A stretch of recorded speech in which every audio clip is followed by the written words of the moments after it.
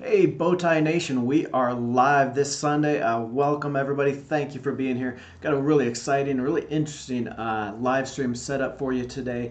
Something that I think a lot of people haven't really thought about as much as maybe some of the other topics we cover on the station, on the channel, but is just as important. And I want to get into it. I want to give some people a chance to get in here on the live stream. I see a lot of great members from the nation in here. Greg Kamai, thank you for being here. B Bass, Rahan, thanks for being here. Who else we have? We have Gen X Dividend Investor. Check his channel out. Great channel here on YouTube. Check that out. But I want to get started because we've got a lot to cover today, and like I said, the topic is something that I don't think a lot of people give it credit for. Right? I get a lot of questions on the channel, especially in the dividend investing videos, about how to create a dividend stream or an income stream of $2,000 a month. Right? Sometimes it's 1,000, sometimes it's 2,000, but that 2,000 seems to be a pretty common question, right? And people don't really like my answer, right? Because if you're looking at trying to create $2,000 a month in dividend income, okay, so $2,000 a month off of your investments, whether it's from dividends or whatnot, that's $24,000 a year. Now, you can chase some of these very questionable, highly volatile dividend stocks that are paying 10, 15, 20% dividend yields, or some of these penny stocks that give you that upside return potential. But then again, that's not exactly safe and stable income either, right? When you're looking at dividend stocks, then your safest bet is going to be right around that 4 to 6% range, right? So if you're looking at a 5% annual dividend yield, the amount of investment, the amount of the portfolio that you need to create that $2,000 a month. So $2,000 a month, 24,000 a year, 5% dividend yield. That is so about times 20. That's 204. That's $480,000 you need in a portfolio. Okay, just doing the basic math there. 5% dividend yield a year to create $2,000 a month. You need almost $500,000 in investments. Okay, so that's that's something it's definitely doable and achievable, and it's why we love talking about investing and dividend investing here on the channel. But it's not something you're going to set up overnight, okay? And it's certainly not something you're going to be able to do in even a year or two. So that's why I always try to tell people that creating some of these online assets, this side business and this side hustle kind of ideas, is really where you want to start out at. Start doing that, create that income flow that you can then put into investments, and eventually build that up to that $500,000 portfolio where you're going to get to that $2,000 a month income. And why I say that is because if I share my screen here, I track all of my different business assets, the different income streams that I use. I currently use about 7 income streams each month, and make money off of those. And self-publishing is by far the easiest one that I've done, and by far the most passive income stream that I've used. Okay, and I'm going to show you how to set all this up today, and kind of talk you through some of the pieces. Not only how to make writing easy, how to get a book idea, how to do all this and get this set up. And you see here that since I've been collecting self-publishing income since 2015, about March of that year, and since 2016, so just a year into it, I was making about $2,000 a month. Okay, at that point, I think that was when I launched probably about my 7th book, right around there. It took me about a year and a half, and had about 7 books on there on Amazon. Now I have 12 books there, and you can see it's up and down each year, or each month. Sometimes, so I've got 3,400 in one month, 3,200 in another month. Sometimes it's down a little bit, down to about 1,700, but it tends to be right around that $2,000 mark. Okay, and this is passive income. I'm going to show you how this is something that you can launch a book and not have to do anything else after that. And so it's money that you can count on every single month. That Amazon check hits my bank account about the 29th through the 30th of each month. So one of those 2 days, those checks start coming in from basically from Audible for the audiobook, from Amazon for the different print and other books, and I can count on it. Okay, it's there right at the end of the month, and it's there right when I need it for to pay those bills that come up the next month, right? So again, very important here. Hear me out if you never think you want to write a book, or you don't know what you would write about, or you don't think you can write very well. Hear me out, because I'm going to share all this stuff with you today in the live stream. And why I'm doing this is because I'm actually for the first time ever revealing all of this in one book, in a book about self-publishing, right? All my other books have been about investing and making money online and a lot of these other topics. And I realized, okay, I make so much money. I made over $75,000 over the last 3 years on self-publishing, but I've never shared my strategy for actually doing that.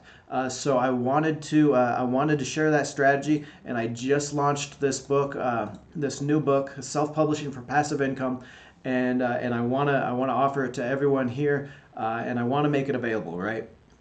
The idea is, usually I'll usually launch my books around $2.99. Still pretty affordable, but this time I want to make it available to everyone, be able to so everyone be able to get in on this and understand how to write your book, how to get it launched and published on Amazon. So I'm making this available for 99 cents on Kindle for the next 3 days. Actually, it's not going to be available for very long at that price. I got to make money too, but I want to make it available to everyone in the Bowtie Nation, in the community here on YouTube. So I'm launching it at 99 cents. I put the link there in the chat window, and it's also in the video description below to get that on on Kindle. So what we're going to talk about today is kind of a synopsis of a lot of the stuff, everything you'll find in the book. I'm going to give you some ideas on how to make writing easy, how to find that book idea, and I guarantee everyone has a book idea in them, okay? And it's not so much that you're the expert of the world in this idea. You don't have to be. That's not the point. The point is going to be, and what I'm going to show you is how to turn that book idea that you have in you into a book that people are going to love, that people are going to buy, and that. So be watching for that. But yeah, if you click over it in that link in the chat window there, or in the video description, you're gonna find that 99 cents Kindle offer.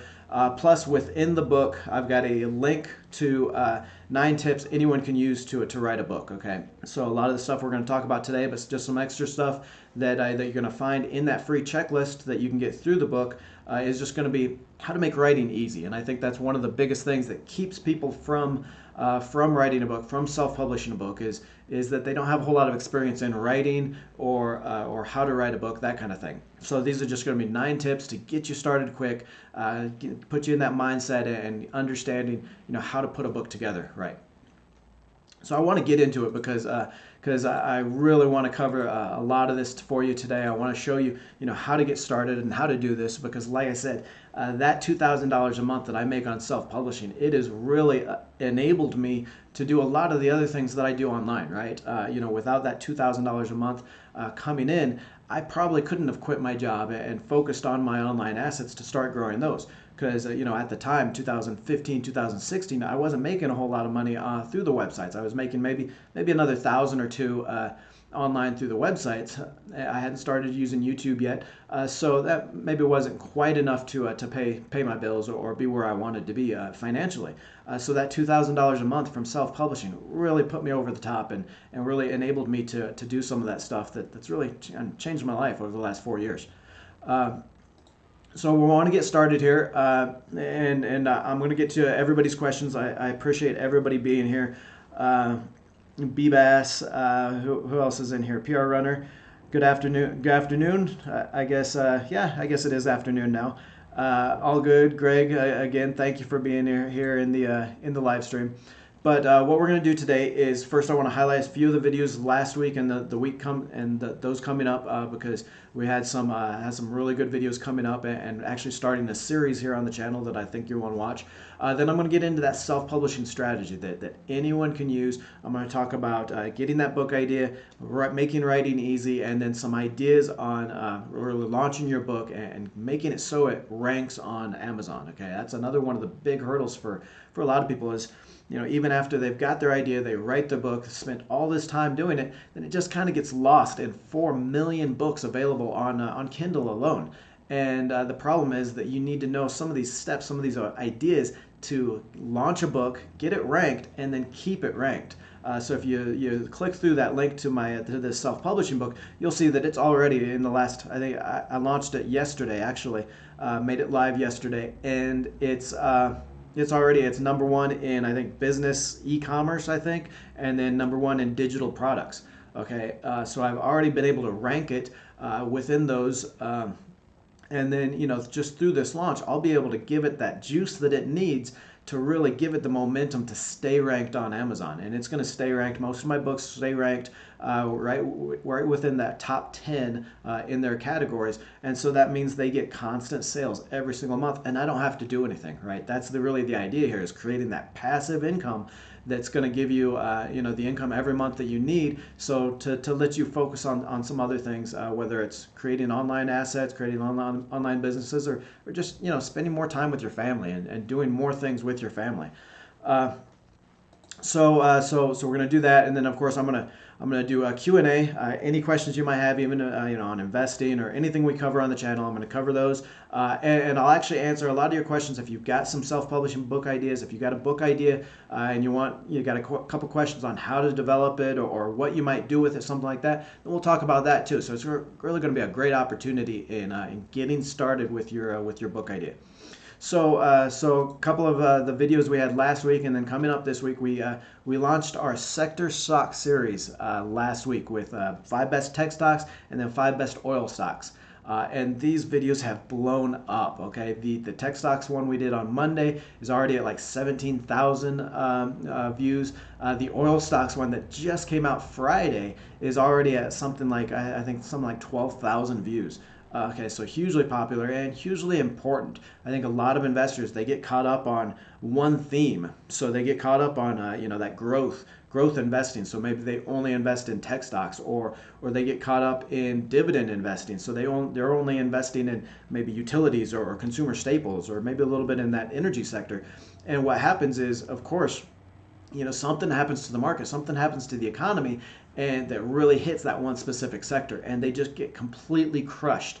Okay, anybody investing in REITs or real estate stocks in 2008, 2009, anybody investing in tech stocks in 1999, okay, you know how this is. Okay, so not only do you need to pick the best stocks out there for your portfolio, you got to pick the best stocks in each sector, and that's really what we're doing with these 11 videos that we're going to be doing. We started last week with tech stocks and oil stocks. We're going to be going through each sector of the economy and picking out really the 5 best stocks, some of the best funds that you can get, that broad, diversified exposure, as well as what to look for in each of those sectors, and why you need each of those sectors in your portfolio.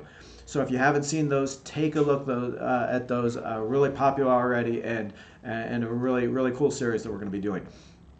Coming up this week, I've got 2 videos. Monday and Wednesday are going to be kind of developing this self-publishing idea a little bit more, some marketing ideas to help you sell more books and keep your books ranked, as well as some ideas on developing that book idea further, a little bit more than what we'll have time to talk about today. And then Friday, we're going to pick back up on that stock series idea, the sector idea, and with some utility stocks, right? So some great stocks in that, electrification, utilities, natural gas, oil or natural gas and electricity utilities, things like that. Those really safe stocks, that safe sector that pays out those dividends. So be on the watch for those. But I want to get into it. I want to get started on this self-publishing strategy. And again, this is tied into the launch of the book here, available on Kindle for 99 cents. I wanted to make it available to everyone, even if you're just kind of marginally interested in self-publishing, think, hey, that's an idea, maybe I want to try it someday. Then I wanted to make price not an issue for you, to pick this up and maybe just hold it for a year or two whenever you want to self-publish that book. So check out that link in the video description below, or in the chat window a little bit earlier. I put that in there, and check that out. And what I want to do today is first I'm going to go through three things that's going to get you started on the self-publishing idea, right? We're going to talk about, developing your idea, pulling that book idea out of your brain there, and what you can write about and how. Then we're going to talk about a few ideas about how to make writing easy, right? Because I think that's so important for a lot of people that maybe don't sit here like I do 10 hours a day or about 55 hours a week. Writing all day about stuff. So we're going to be able to make sure everybody can write a book, and then talk about some things for launching your book, right? Be able to get your book ranked instantly on Amazon, so you start making that money, you give it some momentum, and then just let it go and let it be passive income. Then I'm going to answer your questions on your book ideas, kind of work through that, help you out, get started there, and then we'll get into the Q&A section. So I want to get started, and I see a lot of people already asking questions in the in the chat window. I'm going to get to your questions, but I want to get right into it with this idea development, right? So everybody's got an idea for a book, right?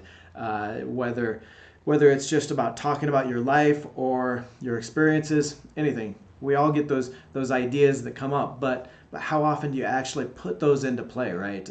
It can be intimidating. I know one of the biggest things is people always ask, well, who the hell am I to write a book, right? I'm not Warren Buffett. I'm not Tony Robbins. I'm not the expert in the world about this. So it's a little bit of that imposter syndrome, right? You're afraid that if you write a book, you put yourself out there as an expert, people are gonna call you out as a fraud, right? They're gonna say, who's this chump?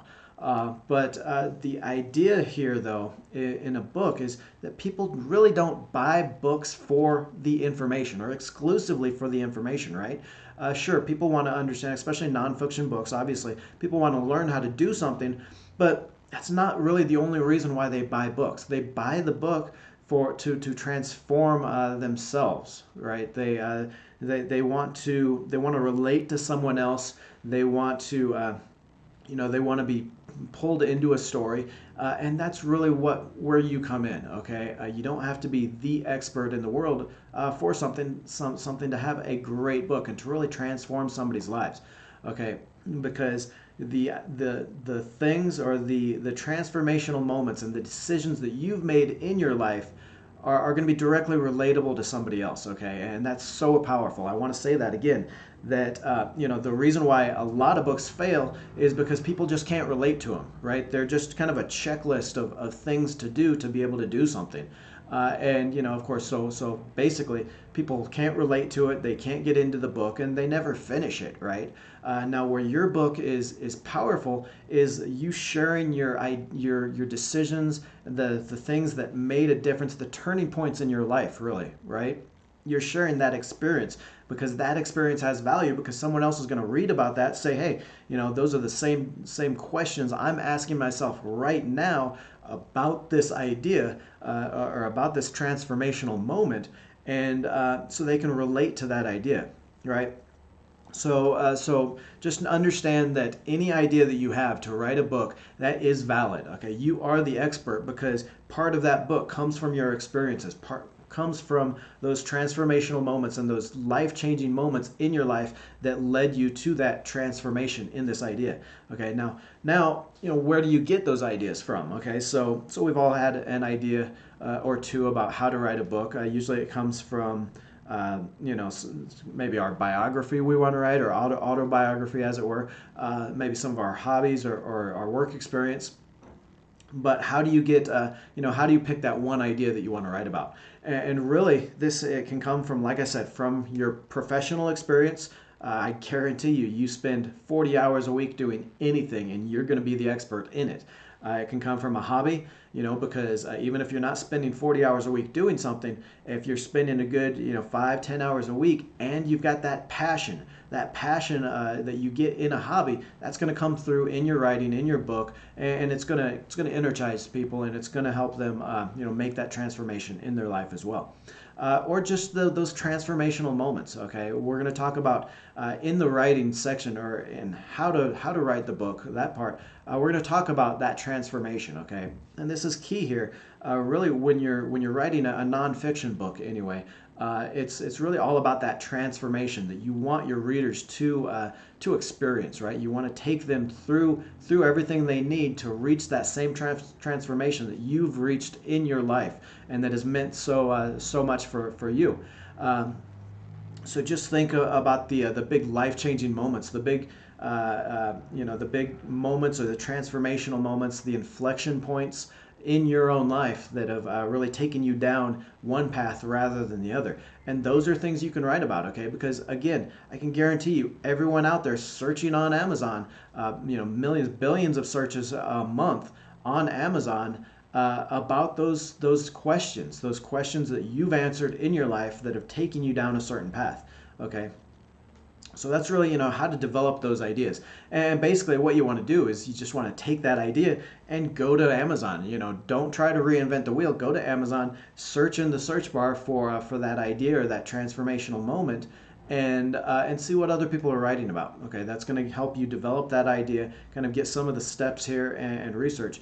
And really that brings us into the second part here that I want to talk about, and that's just writing your book, okay? And I think a lot of people, they get that writer's block that they talk about where they get their book idea and they think through it a little bit.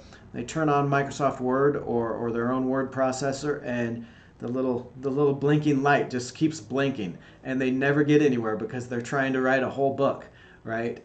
So it's they never really get started because they just kind of get blocked right there with that little blinking cursor. So what you got to understand is that writing a book isn't about writing a whole book. It's about writing each step, okay, each section or each step in that transformational process. So what you want to do, you want to start off with what's that transformation you want to bring into people, okay? What's that life-changing moment that you want to give people, be able to relate to your life and bring it about in someone else's. So what's that? You start, search on Amazon a little bit to see what other people are talking about. And then basically you're just going to work backwards, okay, from that transformational moment, okay? So if you're talking about something as, as simple as how to pick dividend stocks, okay? So if you want to show people how to pick dividend stocks in your book, then what are the steps that someone needs to take all the way from just getting started investing, no knowledge in, how to invest online, to actually, being able to pick dividend stocks on a monthly or a weekly basis, whatever, and being able to do that. So you figure, okay, so working backwards, somebody picking dividend stocks, they need to know things like, how to use an online investing platform. They need to know things like some of those basic financial terms and investing terms like, PE ratio or price to book, enterprise value, dividend yield, what makes up a dividend stock, what are the decisions that goes into a dividend stock. All these little things are steps in the process that they need to understand to be able to do that transformational moment in their life.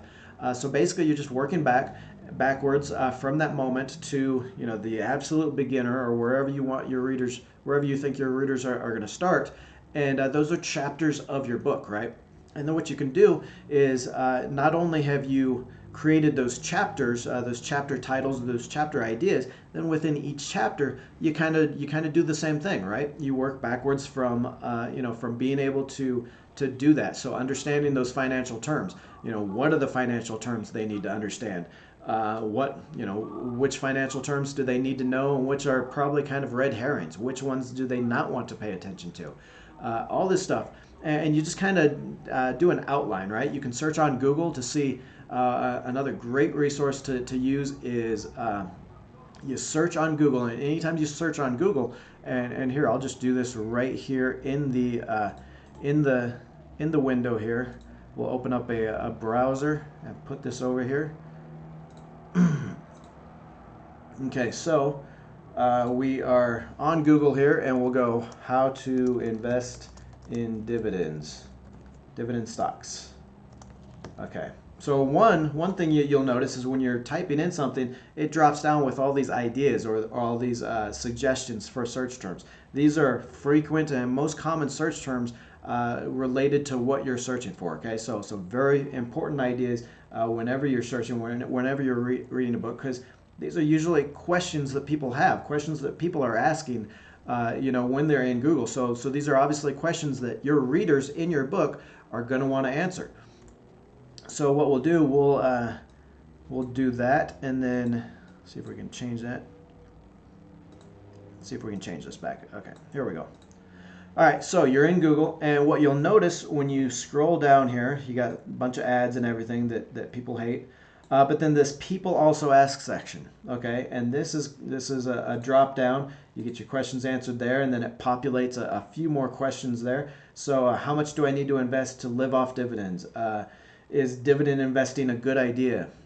Can I get rich off dividends? These are all questions that Google has all this data on billions and billions of searches. These are the most frequent and most common questions that people ask. These are things that you want to answer in your book. Okay, so it's an excellent research tool. I guarantee you answer these questions in your book, and people are going to be happy. People are going to read your book, get their questions answered, and they're going to be happy. And eventually, when you get a second and a third book and a fourth book and a 12th book, then they're going to read those as well. So just one idea for researching your book idea, getting your book idea and researching it. And basically, like I said, you're taking it each chapter at a time. You're getting some of these questions that you want to answer in your book, and you're just taking it one chapter at a time. What I do with my blogs is I'll write out a book, and most of the blog posts, most of the chapters will just go on the blog as a blog post, right? So you're writing one chapter a week. You're not sitting down trying to write a complete book in a week or something. Write one chapter, maybe 5-10 pages or something into the book, and that makes it so 2-3 months at the most, you've got your book done. Okay, you do not have to make this complicated. I see so many people, they sit down, they try to write a whole book at once. They start from the very beginning and try to write through, and they just get blocked, and they never finish their book. So use that, research what people are asking for on Google, research what other writers are talking about in Amazon, so you can just search your book idea, go through some of the table of contents and some of these other books, see what they're talking about, what they're not talking about. Another great resource for book things in your book that you want to talk about. Go to some of the related books, the similar books on Amazon already, and read through some of the reviews. Okay, you can even sort by the the 1-star and the 2-star reviews. So the people that didn't like that book, read through those, see what they didn't like about it, see what they wanted. A lot of times it's because they didn't answer a question that they had. You can pick out all those reviews, all those questions that people had that wanted to see in the book, and put it in your book. Okay, that's going to make your book so much more detailed and so much more effective for people in this topic. Okay, and finally, so I want to answer a few questions on this that we've had, because I see a lot of people in the chat room. I appreciate you being here. I want to get to all your questions. I want to get to these. And if I don't see your question, make sure to try asking it again in the chat window. And when you do ask a question, ask it with a question mark, so I can see in there. Okay, so what do we got? Greg, all good. What do you guys think about buying a boatload of Toys R Us stocks? Kids love toys. Okay, so Con Pop wants to know if you should buy Toys R Us stocks, and so I don't know if you're talking about the inventory or what, but the stock, I don't think the stock's trading anymore, right? Because that's a bankrupt company.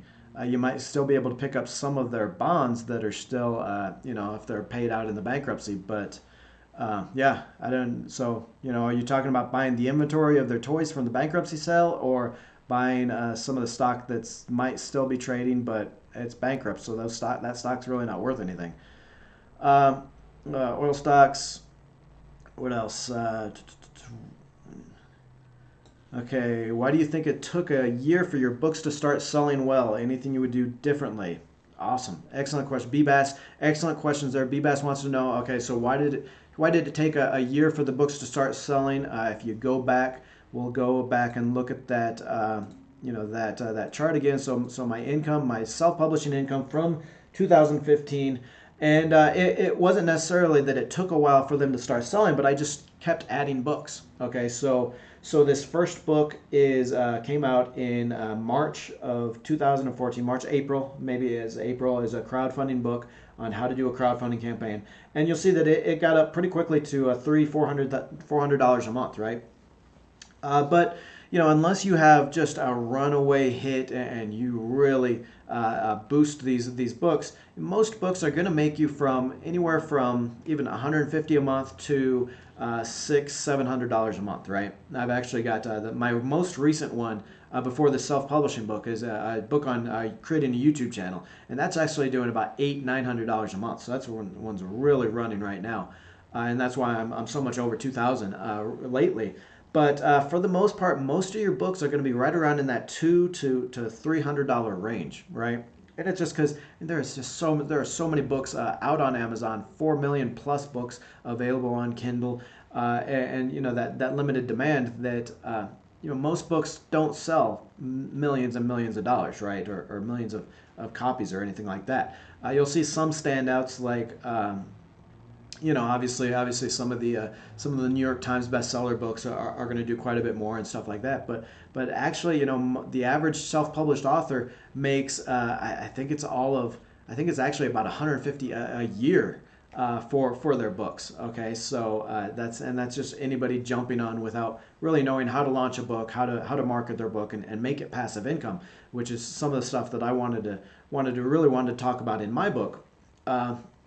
But yeah, really, this year. So April, I launched that first book.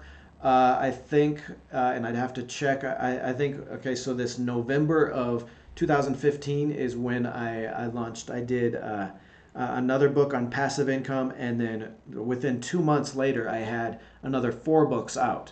So that's 6 books all within that first 6 months, right? Because I was really focusing on books. I saw how great of an income source it was, and so I really put the books out there. 4 of the books were shorter books in a series on investing.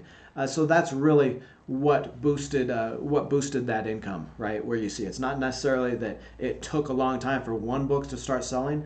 As soon as you upload your book and launch it, you're going to start seeing those sales. And in fact, that first month or two is going to be your biggest sales usually for a book because you're actively launching it. But most books are right in that 2 to 3 month period. They're going to kind of stabilize where they'll be for most of their time, and that's again, like I said, $200-400 a month for each book.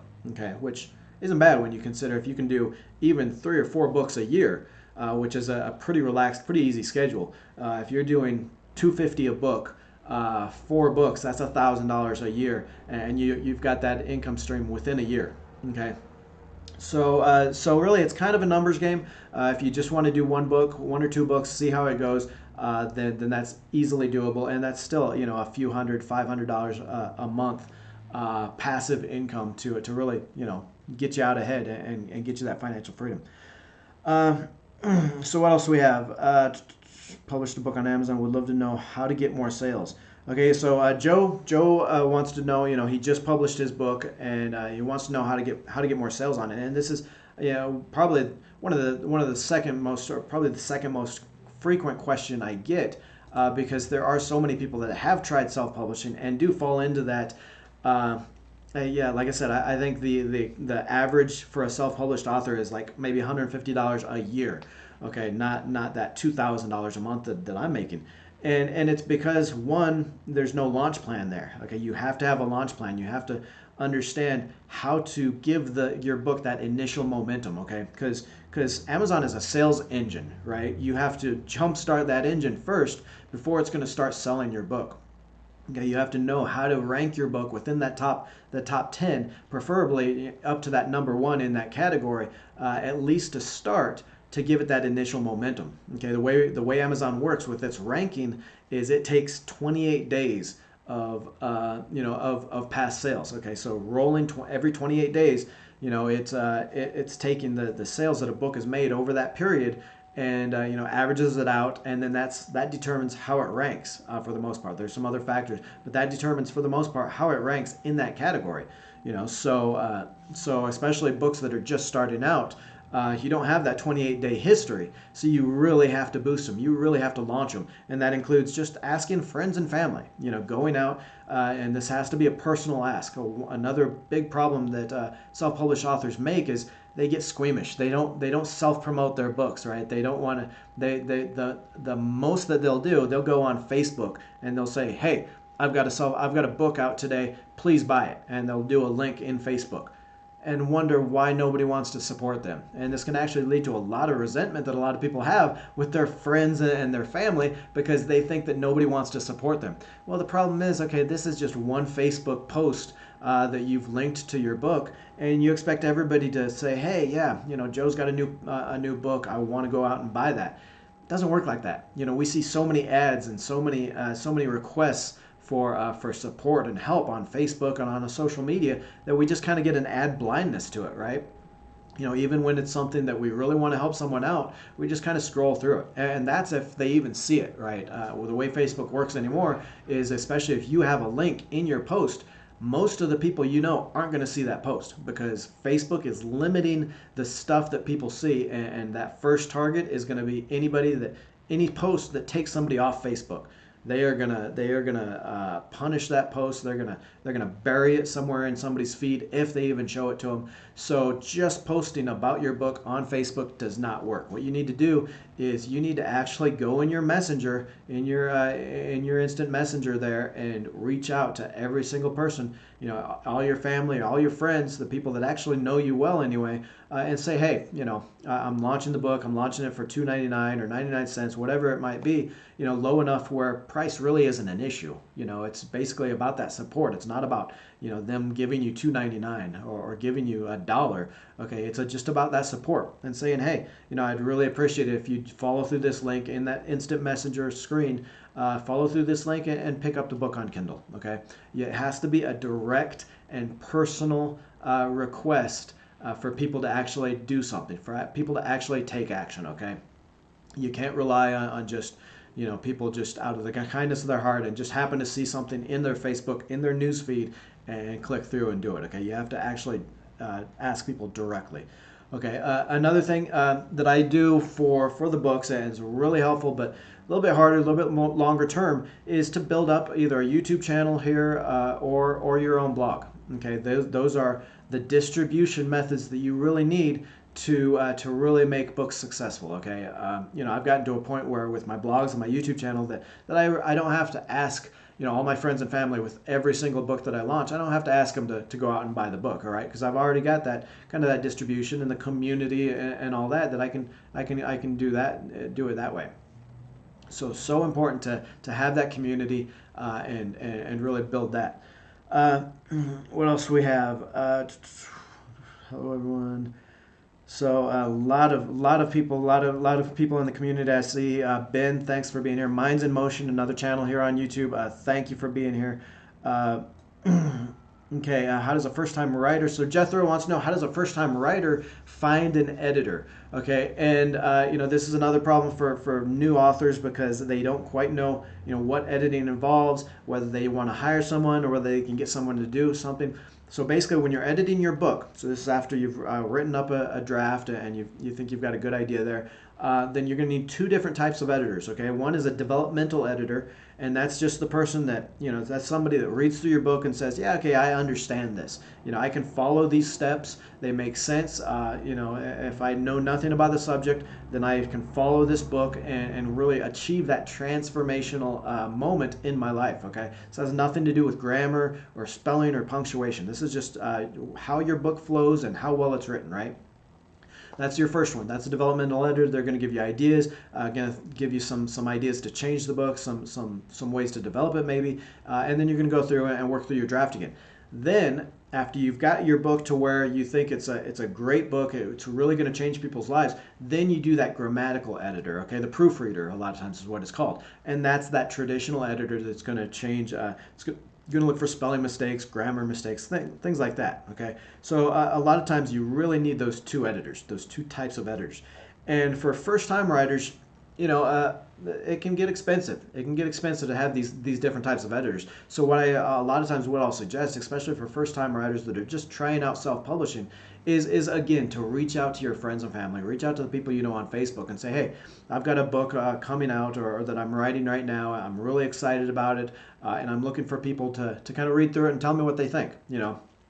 If nothing else, one, you're going to find that developmental editor, okay? And you're going to want people that know nothing about the topic. You're going to want people that maybe know a little bit about the topic, and you're going to want them ask them just to read through it and give you an idea of how it can be approved, how it flows, especially the people that know nothing about the topic. Were they able to read through it and say, okay, yeah, I know about this now? So those are your first editors, and you really only need maybe 2 or 3 of these at them, even that.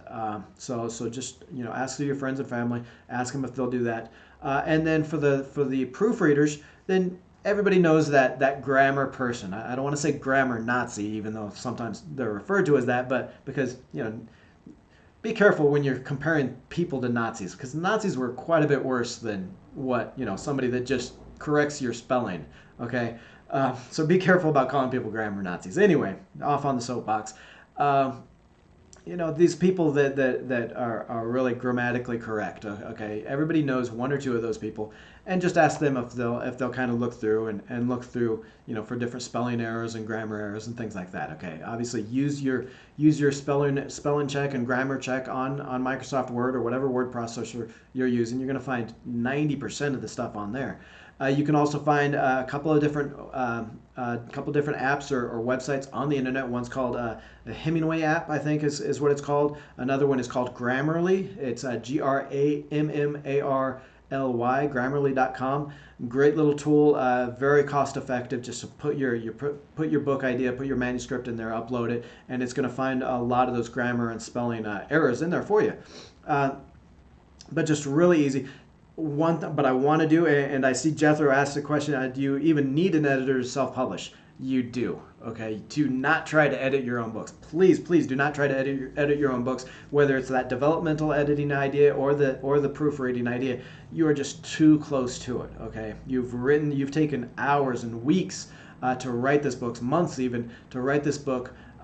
What you're going to do is one, you're not really going to know for the developmental side.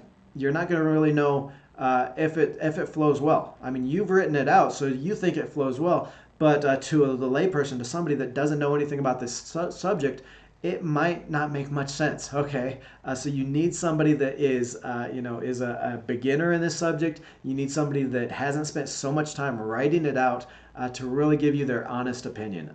You are just too close to the material.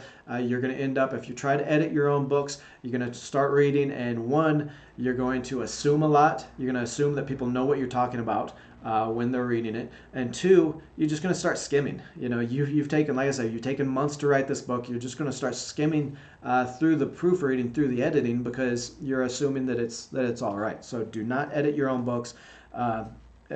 Your first couple of books, really easy to reach out to friends and family. They're going to support you.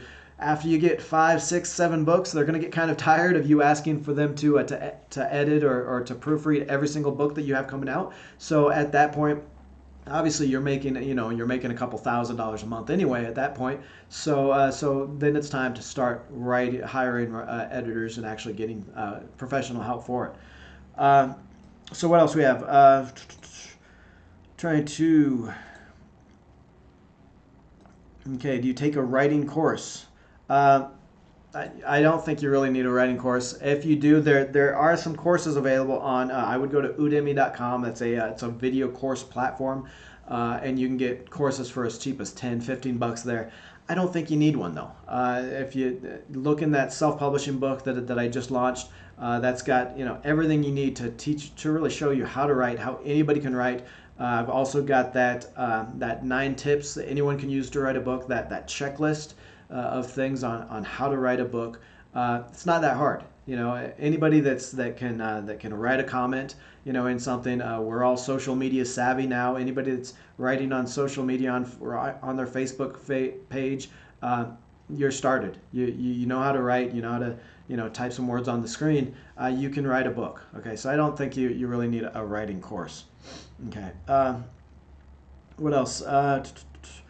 Correlation between book sales and platform. How important? Okay, so Greg wants to know, is there a correlation between book sales and the platform how important was developing authority or recognizability in book sales?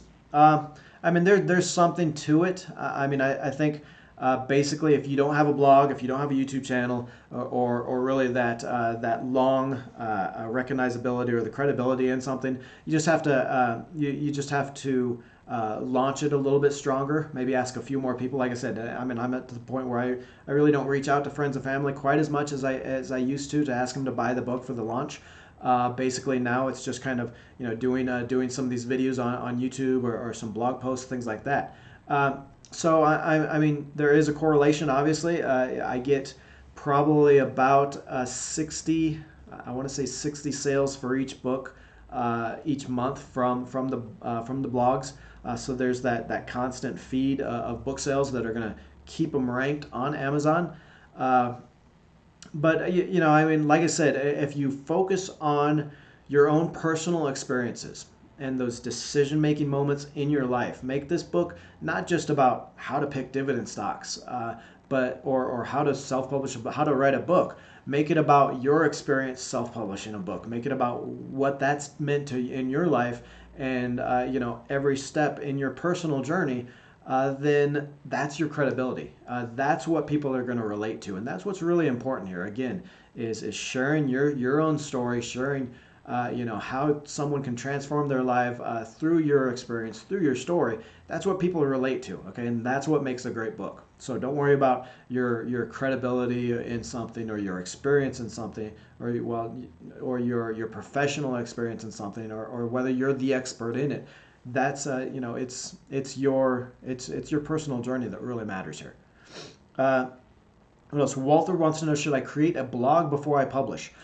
You can do them both at the same time. Again, one of the things, my book strategy that I share in the book here is really being able to use that blog, leverage that blog with a book. Okay, it takes 15 minutes to start a blog, right? So basically, you can do that at the same time you're developing your book idea, writing your book out. So you start your blog, and like we said, you've got 8 to 12 chapters in your book that you've planned out. There are steps to take someone through this transformational process, and then each chapter becomes a blog post, right?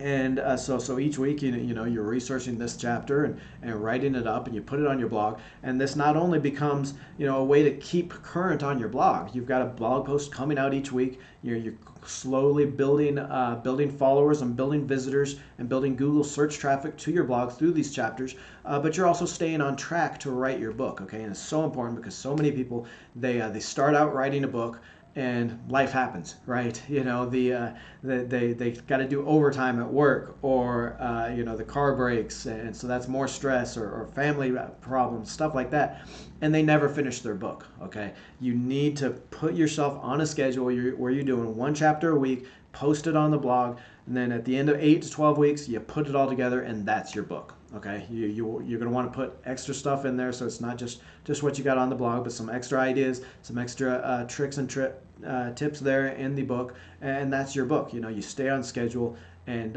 what this does also, though, is that you've got those chapters or those ideas, those posts on the blog. They're getting traffic from Google. Okay, by the time 12 weeks goes by, and by the time you're ready to launch and publish your book, you're getting Google search traffic for this exact idea that people are looking for, that are gonna be helped by your book. Okay, you go back in through those posts, you add in a link and a short paragraph about your book, and it becomes an instant marketing idea. Okay, it becomes instant marketing for your book that's going to feed people over to your Amazon book page, keep it ranked, keep it having that momentum to keep it ranked on Amazon, and make it that passive income like we talked about. Okay, so very important.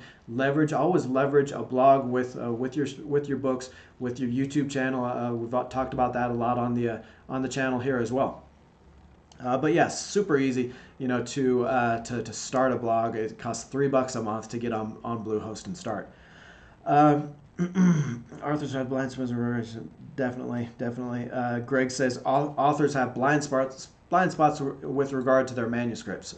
And I'd say that's any kind of content producer or any kind of person online, really. I mean, one of the things that I've really have to struggle with in the videos and talking about investing is that, I mean, I've spent the better part of, well, more than 2 decades investing, whether it's in my personal life or professionally, as an equity analyst and working with venture capital firms, that a lot of times I'll assume somebody knows something, or I'll throw in some jargon there that maybe isn't really commonly known. So yeah, anytime you're an expert in something, or you're writing a book about it, it's very easy to get that blindness and those blind spots, like Greg calls them, and really kind of brush over what people actually do and don't know. What else? What keeps you organized during the writing process? So PocDoc wants to know what keeps me organized during the writing process. And it's really just that process that you're going to use, that process of starting with the transformation that you want to bring about in your readers, working backwards, each step that they want each step that they need to take in that, and taking it step by step. Each chapter is a step. Outline what you want to talk about in that chapter, and really, keeping to that schedule where you're posting one chapter a week on your blog. Okay, that's going to keep you organized, keep you on schedule, and then of course, once you're done, you got to look through and make sure it flows. Since you're writing these individually as blog posts, you got to make sure that each one flows naturally to the next one, and through that. Do I have so Walter wants to know, do I have a video about creating a blog? Yes, I do, actually. Let me, and I can put in the video description or the comments after the live stream. I'll link in there actually a 5-part video series, 5 video series on how to start your blog, how to get traffic for it, how to get it on Google, how to make writing easy for your blog, and the income sources that I use. So it's a complete 5 video series on getting started, making money. What you don't see in that chart that I showed of my passive income, or my self-publishing income, is the blogging income, which has actually been another $3,000 or $4,000, over the last few years, $3,000 or $4,000 a month. So blogging, not only is it going to be a great marketing source for your books, but it's also going to be a pretty darn good income source as well in its own. So look for that 5 video series on starting a blog on the channel. I'll put the link in the comments below. And it's completely free. Take you all the way through there. Books, but I'm not knowing. Okay, what else do we have? You have content as choice. Awesome, thank you. What else? Always great info.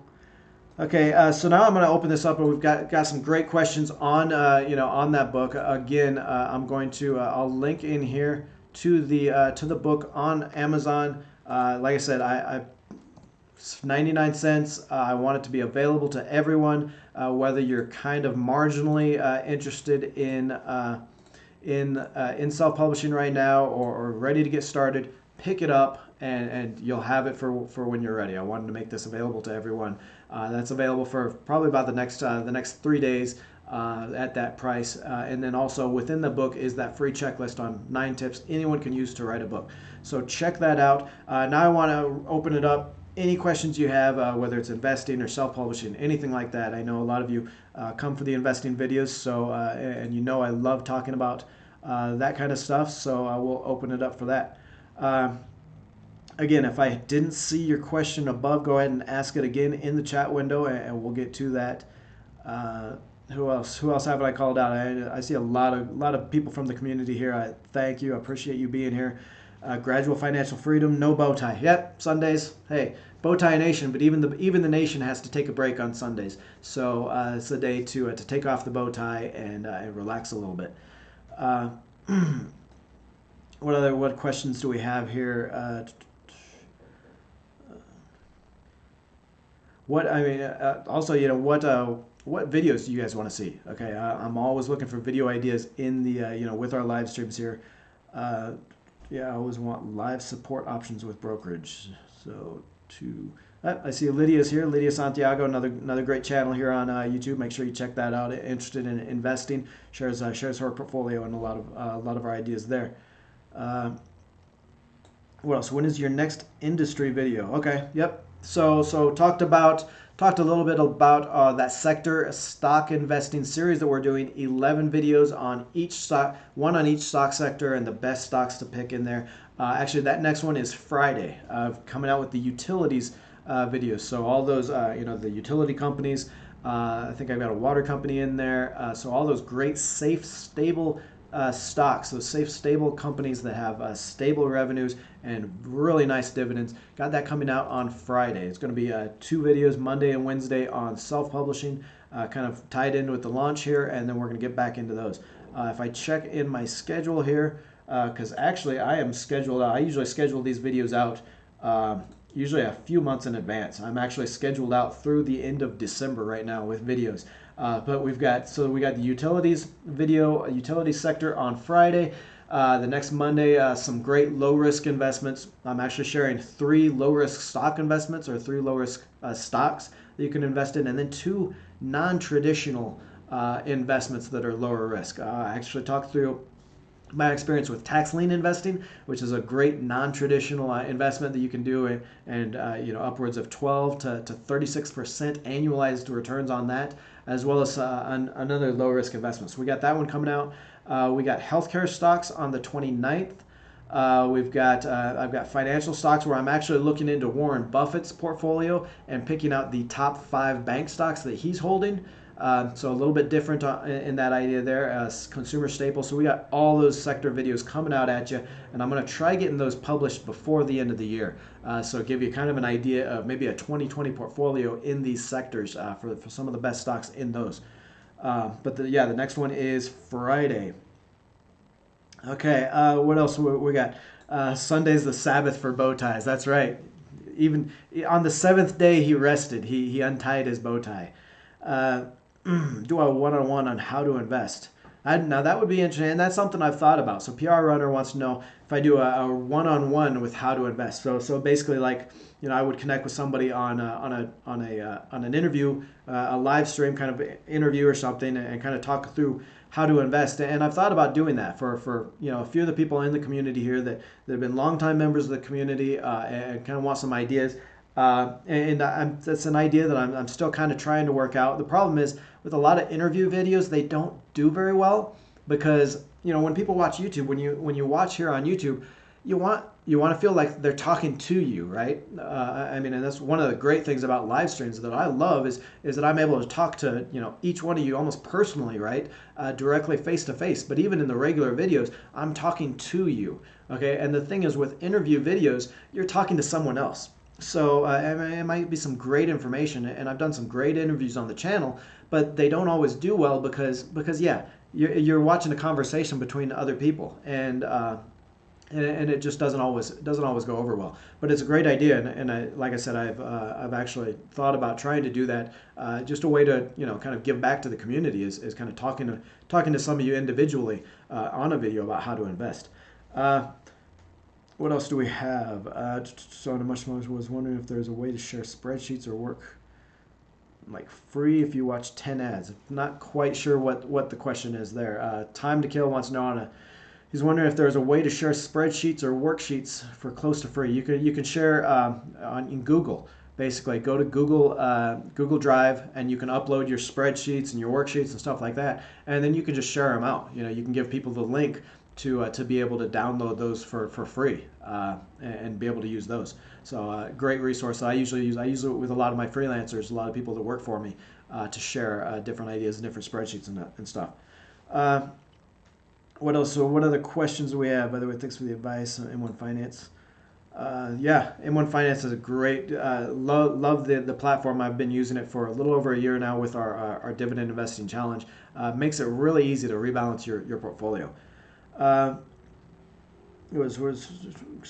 Walter wants to know what is a good investment for a young individual to get into first. Now I don't know if you're talking about so stock investing or non-traditional investments like a business or other investments like maybe tax lien investing, things like that. Really with investing, one, you got to understand that stock investing is never going to make you rich. Well, I'll say that. Okay, stock investing will make you rich over 20 or 30 or 40 years. But don't expect stock investing to make you rich in 5 years or 10 years.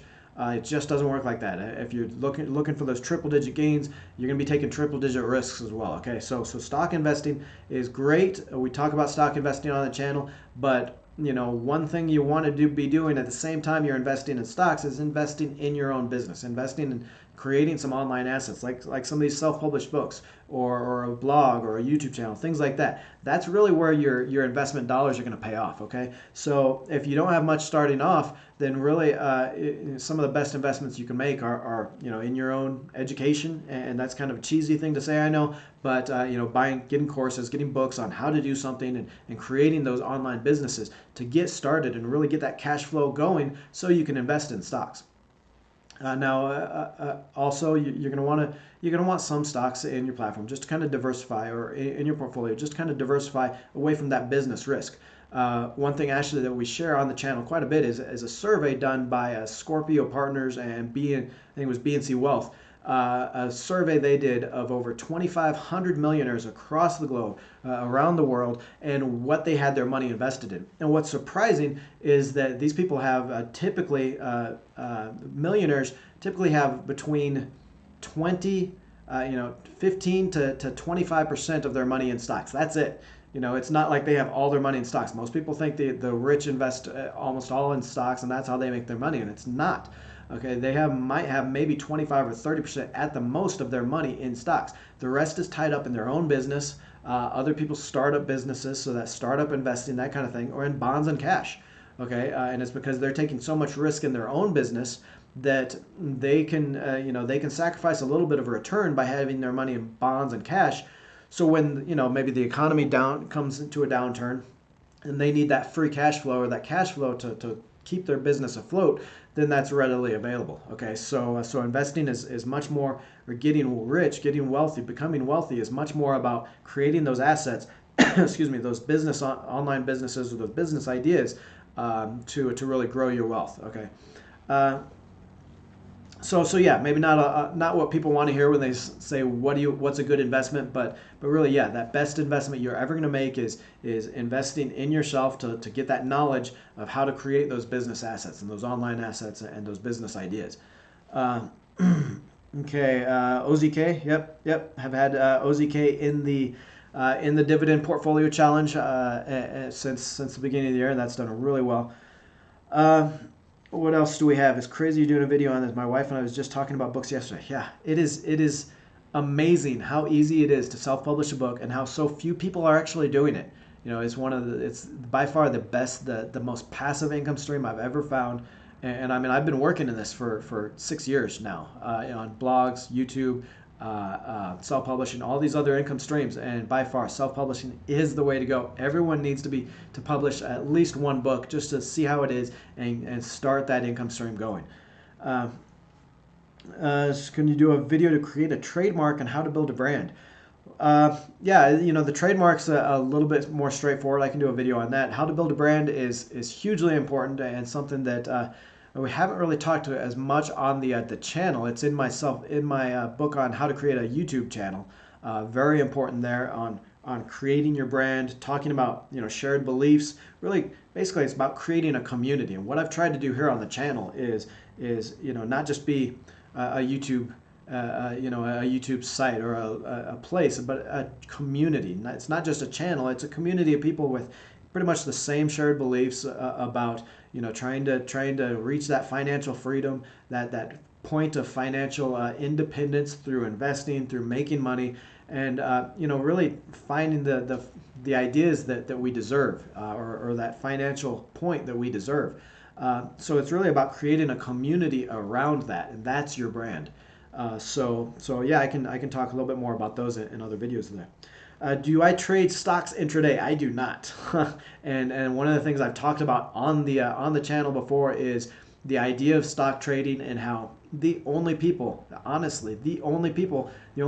that I know that actually make money are the ones that do treat it like a job.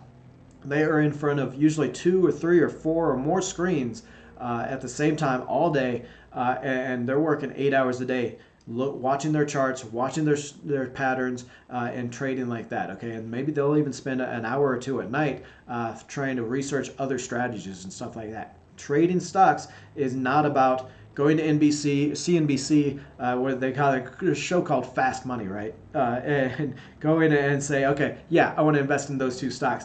putting those stocks on and thinking that you're gonna sell those two stocks in a week and make money. Okay, that is not stock market trading. That's stock market gambling. That's speculation, and the vast majority of people lose money when they're doing that. So if you're not ready to spend those 8 hours a day sitting in front of your computers, watching patterns, watching your strategies, watching things like that, stock trading is it's a loser's game. Just understand how are you going to make money against the professionals that are doing that professionally as a living, the algorithmic traders that are basically into the computers, have their trades set out by computer trading. How are you going to beat those if you're not, working it professionally? So yeah, I do not. I spend my time, creating online businesses, creating business ideas and income streams from that. I more passively invest my money in the stocks, but you'll see that I do pick individual stocks, and I think you can make money doing that, like we talk about on the channel, by going into those fundamentals, finding the best of breed companies within each sector, within each industry, the companies that really have a competitive advantage, and investing in those for the long term. What else? How's your stock challenge doing today? It's we just had an update on the dividend portfolio challenge, 2019 dividend portfolio challenge. I invested $1,000 on M1 Finance at the beginning of the year in 10 dividend stocks. It's grown to, I think, 12 or 13 stocks right now. And it's actually up, I want to say, well, as of like last week when we had the update, it was up 24, 25%, I want to say. And that's at a point when the market was up about 20% for the year. So we're still beating the market, still doing about 5% better. It's not quite as great as an outperformance as we were in, I think, April or May. We were like, February, March or April. The beginning of the year, we were like 9% over what the market was doing. It's come down a little bit, but we're still beating the market by about 5%, which you got to be happy with that. With so few analysts and professional investors beating the market, you got to be happy with even 3 to 5%. What else? How can you find the principles underlying transformative events, community, etc.? Not quite sure what you said. Greg wants to know how can people find the principles underlying transformative events? Not quite sure what you're asking there. What transformative events? What are we talking about? Are we talking about stock investing, or are we talking about like a book idea, something like that? So go ahead and let me know what you're asking there. Okay, Walter, thanks for joining us. Walter's out of there. What else do we have? Did I miss any questions? I want to make sure that I got questions from everybody. But again, I want to thank everybody for being here. We're heading on up to an hour, so I'm gonna answer Greg's question there if he asked that there. But I think I'm gonna wind it up. Thank you for being here. Click over, pick up that book. Like I said, it's 99 cents. It's I wanted to make it available to everybody that's even marginally interested in in writing a book. Maybe you take advantage of that price, pick up the book on Kindle now, and hold it for when you're actually interested in getting started. But definitely an income stream that you want to be involved in, you want to take advantage of, because it is something that's really going to give you the freedom to do some of this other stuff that you want to do. What do you think about the idea of a stock market bubble? There's no doubt that stocks are expensive right now. A stock market bubble, not necessarily. I mean, stocks aren't supremely expensive, not like we saw in 1999, things like that. Now the problem is that there's obviously factors and trends in the market that aren't positive, that could mean a recession and could mean a correction.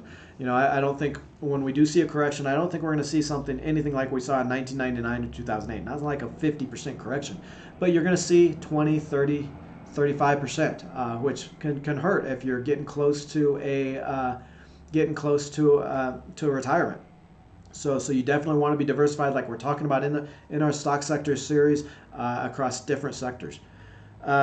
Will there be a replay of the chat? The video is going to upload. The video is going to take about an hour to process on YouTube, usually after these live streams, and then it'll be available on YouTube as just a regular video. So definitely, if you're coming in a little bit later, then you'll be able to see the whole video and get some of those ideas. Greg have a good weekend, everyone. Okay. Yep. I'll see you later, Greg. Thanks for being here. Paul Curley, another charter holder. Welcome. But I think I'm going to wrap it up. If I didn't get to your question, please just ask it in the comments below the video. Like I said, it usually takes a little bit to process the video and then put it up on YouTube as a regular video. But then I answer all the comments that I get on the videos. So ask your questions in there. I always love talking to you in the community. I'll close it up there though, and thank you. Have a great weekend.